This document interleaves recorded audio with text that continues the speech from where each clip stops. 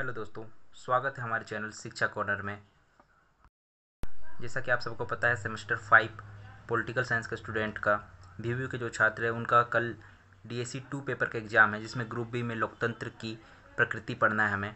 ठीक है, और भी पूरे सिलेबस है जिसे मैं दिखाता हूँ। जैसा कि आप देख सकते हैं, democratic thinking and process in India, nature of Indian democracy, process of Indian democracy, parliamentary and presidential form, role of women in political process, socio-economic and determinants of Indian democracy, caste, language, region and religion. इतने सारे topic को हमें पढ़ना है। ठीक है दोस्तों, कल एग्ज़ाम है और कल के एग्ज़ाम के देखते हुए हमें कुछ इंपॉर्टेंट जो सवाल है उन्हीं को पढ़ना ज़रूरी है। ठीक है, और तो उसमें मुझे सबसे इम्पोर्टेंट जो लगता है वो ये है कि नेचर ऑफ इंडियन डेमोक्रेसी, ये क्वेश्चन आना ही आना है। और role of women in the political process. तो दोस्तों, इसकी वीडियो मैंने पहले भी इस चैनल में डाल दी है, आप वहां जाके इसे देख सकते हैं। ठीक है, अभी मैं आपको भारतीय लोकतंत्र की प्रकृति बताऊंगा, तो इससे आपके 20 नंबर 40 नंबर तो यहाँ से पक्के हो जा रहे हैं। और फिर एक और वीडियो में थोड़ी देर बाद अपलोड करूँगा, तो इसके लिए बने रहिएगा और वीडियो को अंत तक देखिएगा। और आप अगर चैनल पर नए हैं तो कृपया करके चैनल, ये रहा हमारा शिक्षा कॉर्नर चैनल, को यहाँ सब्सक्राइब करके और ये ऑल पे बटन दबा दीजिए, जिससे आपको हर वीडियो की नोटिफिकेशन तुरंत मिल जाएगी। ठीक है, तो चलिए वीडियो को शुरू करते हैं। हाँ तो दोस्तों, अभी हम लोग पढ़ने जा रहे हैं भारत की लोकतंत्र की प्रकृति। तो लोकतंत्र की प्रकृति पढ़ने से पहले हमें भारत में लोकतंत्र के बारे में जानना होगा। ठीक है, तो भारत में जो लोकतंत्र जो है वो कहाँ की देन है? तो भारत में लोकतंत्र जो है वो वर्तमान प्रकृति उसकी इंग्लैंड की संविधान के अनुरूप है, क्योंकि भारत में स्वतंत्रता प्राप्ति से पहले ब्रिटिश शासन ही स्थापित था। भारत में संविधान का विकास ब्रिटिश संसद की देन है। रेगुलेटिंग एक्ट 1773 से लेकर भारतीय स्वतंत्रता अधिनियम 1947 तक जितने भी एक्ट पारित हुए हैं वो सब ब्रिटिश संसद द्वारा पारित किए गए हैं। ठीक है, तो दोस्तों चलिए आगे चलते हैं। अब आता है लोकतंत्र का अर्थ। लोकतंत्र शब्द दो शब्दों से मिलकर बना है। आप सभी को पता है कि लोकतंत्र, लोक और तंत्र दो शब्द से बना है। लोक का अर्थ होता है जनता तथा इस और फिर तंत्र का अर्थ होता है शासन। अर्थात लोकतंत्र एक ऐसी शासन प्रणाली है जिसके अंतर्गत जनता अपनी स्वेच्छा से निर्वाचन में आए हुए किसी भी दल को मत देकर अपना प्रतिनिधि चुन सकती है तथा उसकी सत्ता बना सकती है। ठीक है, तो दोस्तों लोकतंत्र में जनता का ही शासन होता है। भारत को विश्व में सबसे बड़ा लोकतांत्रिक देश कहा जाता है, क्योंकि यहाँ पर शासन के विभिन्न स्तरों के लिए निश्चित समय में चुनाव होते हैं। लोकतंत्र एक शासन व्यवस्था मात्र नहीं है, बल्कि यह इससे कई अधिक मायने रखता है। यह सरकार की एक व्यवस्था होने के साथ साथ एक विशिष्ट प्रकार की राज्य व्यवस्था है, एक सामाजिक प्रणाली है तथा एक आर्थिक व्यवस्था भी है। तो दोस्तों, आप राइटिंग पे मत जाइएगा, आपका एग्ज़ाम पे फोकस होना चाहिए। तो आप अपनी यहाँ से नोट्स बना सकते हैं और एग्ज़ाम में पूरा यही लिख सकते हैं। ठीक है, अब देखिए, अब लोकतंत्र की परिभाषा विभिन्न राजनीति शास्त्रियों ने दिया है, तो जिसमें अब्राहम लिंकन जो राष्ट्रपति रह चुके हैं अमेरिका के, ठीक है, तो वो उन्होंने भी कहा है कि लोकतंत्र जनता के द्वारा तथा जनता के लिए शासन है। ठीक है, ब्राइस के अनुसार लोकतंत्र का मतलब एक ऐसे सरकार से है जिसमें शासन का मतलब एक साधारण जनता का शासन होता है। सीले के अनुसार यह एक ऐसी शासन व्यवस्था से है जिसमें प्रत्येक व्यक्ति या मनुष्य भाग ले सके और अपने मत या विचारों को स्वतंत्र रूप से प्रकट कर सके। ठीक है, अब लोकतंत्र के कुछ स्वरूपों का मैं बता देता हूँ। तो लोकतंत्र के मैंने 5 स्वरूप यहाँ पे लिखे हुए, जिसमें एक राज्य के स्वरूप के रूप में लोकतंत्र जो है वो राज्य के स्वरूप में। हाँ तो दोस्तों, राज्य के स्वरूप में लोकतंत्र जो है वो प्रजातंत्र सरकार को नियुक्त करने, उस पर नियंत्रण करने और उसे हटाने की एक विधि है। ठीक है, अब समाज के रूप में लोकतंत्र के बारे में हमें लिखना है कि समाज के रूप में लोकतंत्र लोगों की उन्नति का समान अवसर, मतलब सामाजिक समानता की बात करता है। ठीक है, जिसमें लोगों को हर तरह से उन्नति का समान अवसर प्राप्त हो, उनमें विचारों की स्वतंत्रता हो, सामाजिक समानता हो और कोई भी धर्म, नस्ल, भेदभाव कुछ भी उसमें नहीं हो। ठीक है, अब आता है आर्थिक व्यवस्था के रूप में लोकतंत्र।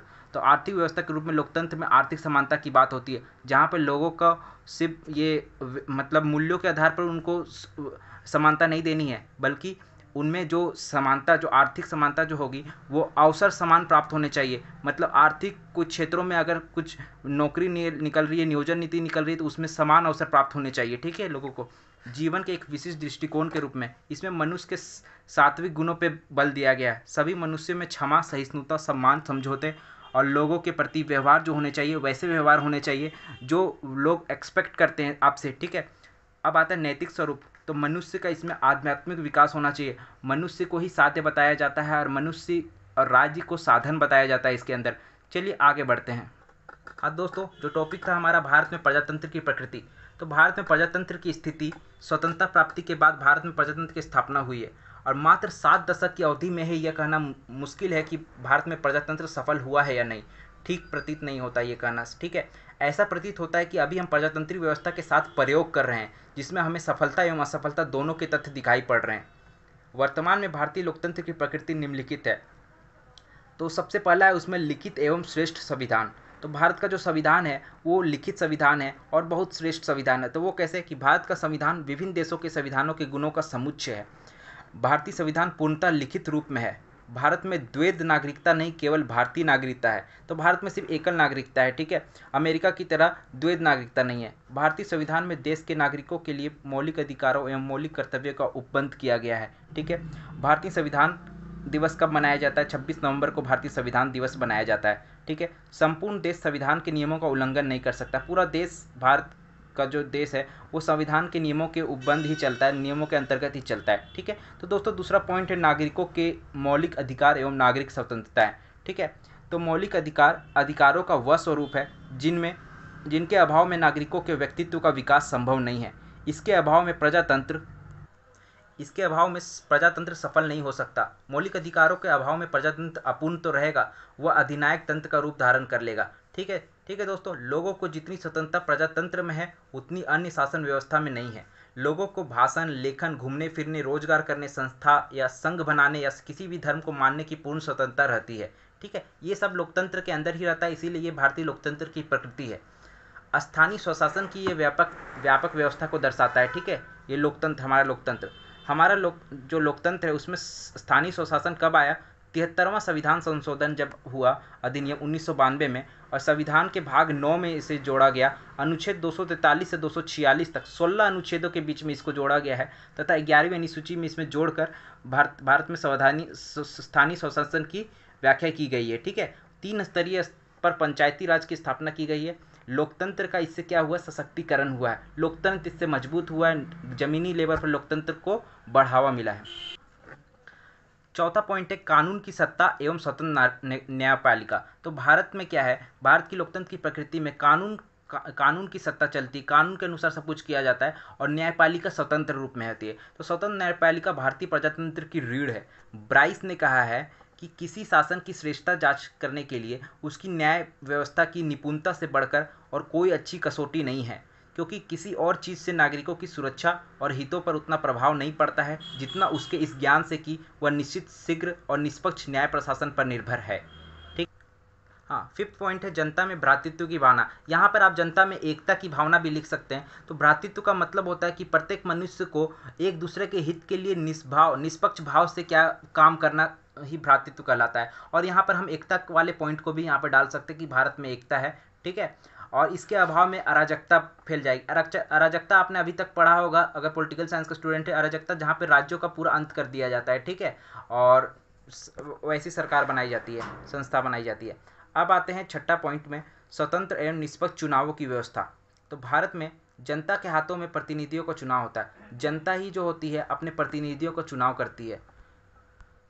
लोकतंत्र में चुनाव के अलग अलग स्तर है। संविधान में पूरे देश के लिए एक लोकसभा तथा पृथक राज्यों के लिए विधानसभा का प्रावधान है। तो हमारे संविधान में जो है अगर मतलब सेंट्रल लेवल पर कोई अगर मिनिस्ट्री की चुनाव हो रही है तो वहाँ पे क्या होता है, हम उसके लिए लोकसभा चुनाव होते हैं और ठीक है, राज्यों के स्तर पर विधानसभा चुनाव होते हैं, ठीक है। भाग 15, संविधान के भाग 15 और अनुच्छेद 324 से 329 तक निर्वाचन की व्याख्या की गई है। यहाँ पर इलेक्शन, चुनाव की बात यहाँ पर की गई है, ठीक है। अब आते हैं 7th पॉइंट पे, राजनीतिक, सामाजिक और आर्थिक समानता। तो समानता की बात कर रहे हैं तो हमें तीनों स्तर पर समानता को देखना होगा। तो सबसे पहले राजनीतिक समानता क्या होती है? तो राजनीतिक समानता वैसी समानता है जिसमें चुनाव में मतदान देने का अधिकार मिलता है और बिना कोई जाति, रंग, भेदभाव, नस्ल के बिना भेदभाव के आप कहीं पर भी भारत में चुनाव दे सकते हैं। तो ये राजनीतिक स्वतंत्रता होती है, समानता होती है। और सामाजिक समानता होती है कि कानून की नज़र में हम सभी बराबर है, यहाँ पर कोई जाति भेदभाव नहीं है, ठीक है। और आर्थिक समानता होती है उन्नति का सबको समान अवसर मिलेगा। ठीक है, तो ये होता है आर्थिक समानता। अब आते हैं 8वां पॉइंट पे, जनता साध्य तथा राज्य साधन।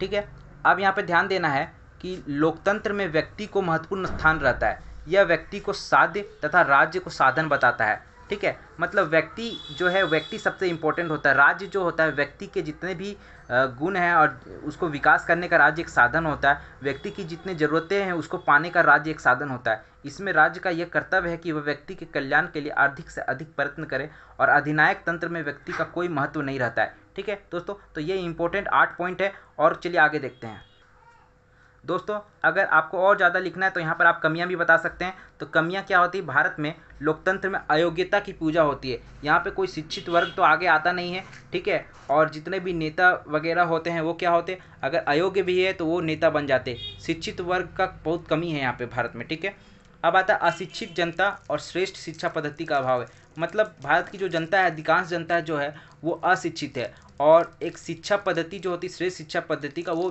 भारत के लोकतंत्र में अभी उसका अभाव है। तीसरा पॉइंट है विकृत आर्थिक परिस्थितियां एवं आर्थिक समानता का अभाव। हम आर्थिक समानता की बात करते हैं, लेकिन ये क्या है, ये इसका अभी अभाव चल रहा है। ठीक है, लोकतंत्र में सामाजिक प्रजातंत्र का अभाव है। राजनीति में भ्रष्टता और धन का अभाव है। मतलब राजनीति में अभी आज क्या है, आज के लोकतंत्र में राजनीति पूरी तरह से भ्रष्ट हो चुकी है, उसके बारे में आप लोग लिख सकते हैं। और धन का अभाव है। ठीक है, धन का अभाव है, ये भी है। और अब तक क्या होता है, व्यक्तिगत पूजा होती है। मान लीजिए अगर पंडित जवाहरलाल नेहरू की लोग उन्हें मानते हैं कि हाँ वो ठीक थे, ये थे, तो उनकी वजह से इंदिरा गांधी की वजह से सभी, राहुल गांधी, सोनिया गांधी, उनको भी लोग क्या करते हैं, उनकी पूजा करने लगते हैं एक परंपरा के अनुसार। ठीक है, अब आता है 7वां, स्वतंत्र एवं सुदृढ़ विरोधी दल का अभाव है। ठीक है, एक स्पष्ट विरोधी दल, एक तो वो उनका अभाव है। ठीक है, तो दोस्तों ये रहा पूरा का पूरा पॉइंट। अब यहाँ पे आप निष्कर्ष के रूप में जितने भी पॉइंट है उसको सजाकर आप लिख सकते हैं। तो ये रहा। और ठीक है, तो दोस्तों अगर वीडियो पे आपको अच्छा लगा वीडियो, तो आप वीडियो को लाइक करें, और चैनल पे नए हैं तो चैनल को सब्सक्राइब जरूर करें।